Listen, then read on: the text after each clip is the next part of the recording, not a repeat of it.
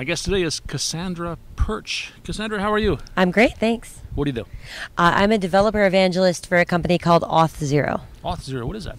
So we make authentication and identity easy for developers. So about 15 minutes and a few lines of JavaScript and you'll have a login window ready to go. If you want to add social connections, that's as easy as going to our dashboard, flipping a switch, and ta-da, you have Facebook, Google, Twitter, over 30 social providers. When you say social connections, you mean you could log in with your Facebook account, that sort of thing? Yes, we use Auth0 to allow users to redirect to them, get the username and password entered there, and then they send us a success token, which we turn into a JWT and return to our users. JWT is what? JSON Web Tokens. Okay. Yep. And this is for developers to use? It's a tool for developers? Yes, so it's something they integrate into their own products, into their own applications. Does it matter what kind of application? For example, does it matter what language they're writing in? No, our documentation supports over 60 languages, including things like .NET, Java, Node, PHP, Perl even. We support several different languages. We also support native development, iOS, Android, and hybrid development like React Native and things like that.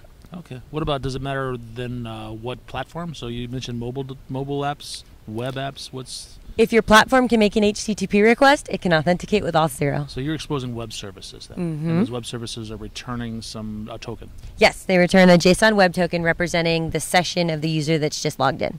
For the benefit of people that have never done any of this token type authentication, can you kind of describe what's going on? Yes, so in the opening days of the internet, when you had only server-client technologies, basically cookies were the way to handle servers. You established a cookie once a person logged in, and that represented their session. Okay. But with the explosion of different types of web clients, cookies have become, they're still really good at what they do, but they're not good at things like IoT, things like single-page applications, things that make HTTP requests in different ways and for different reasons. So tokens were developed as a more flexible way to authenticate and show a user session.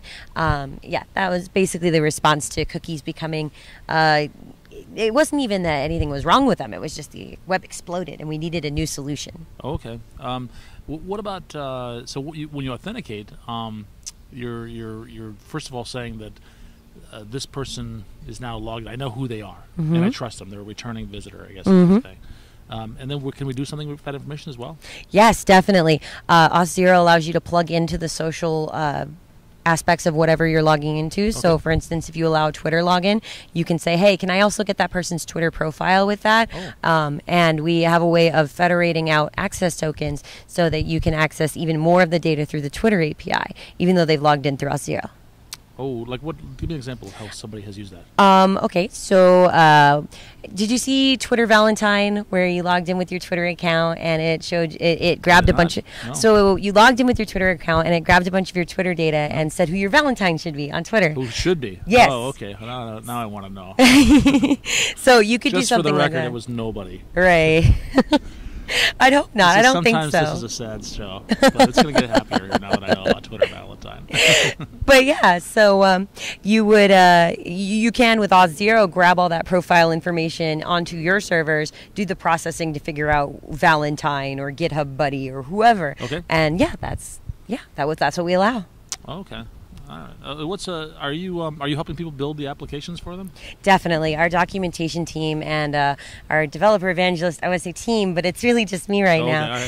We've made it our mission to educate users not just about our product, but about the standards that it's built around. Things like JSON Web Tokens, things like OpenID Connect, standards that aren't really getting as much traction as they could be, especially because a lot of big players are adapting these web standards. Places like Google, Facebook, Twitter, they're adapting these open ID. Yes, that's right. Microsoft is adapting a lot of these open web standards. And so more and more users can be educated about them, especially because tokens are so easy to use.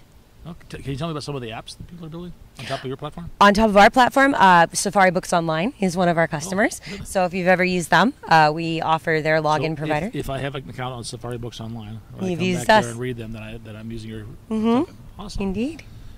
What else have we not talked about that we should? Let's see.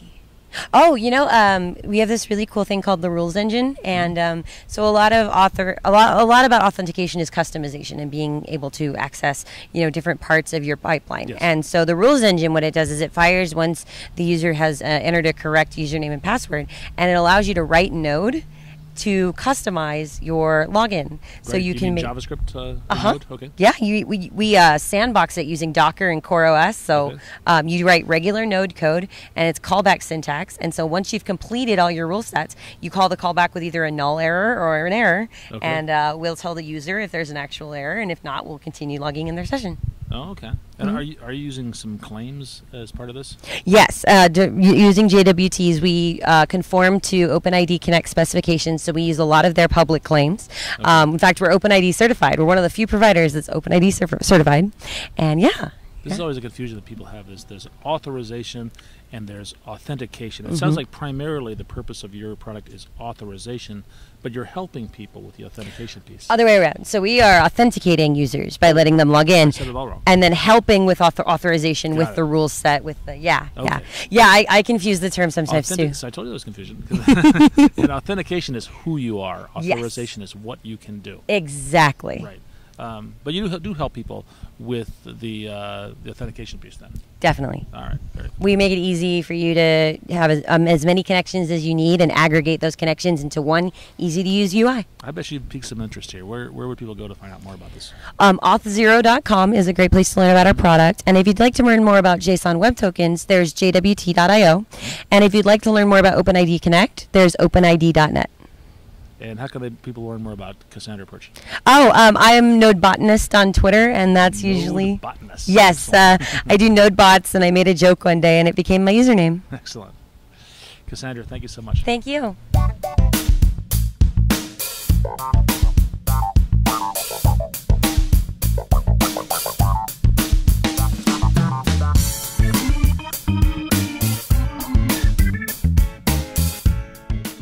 I firmly believe that we can make new friends and increase diversity in technology using OpenID Connect, education, and open source software.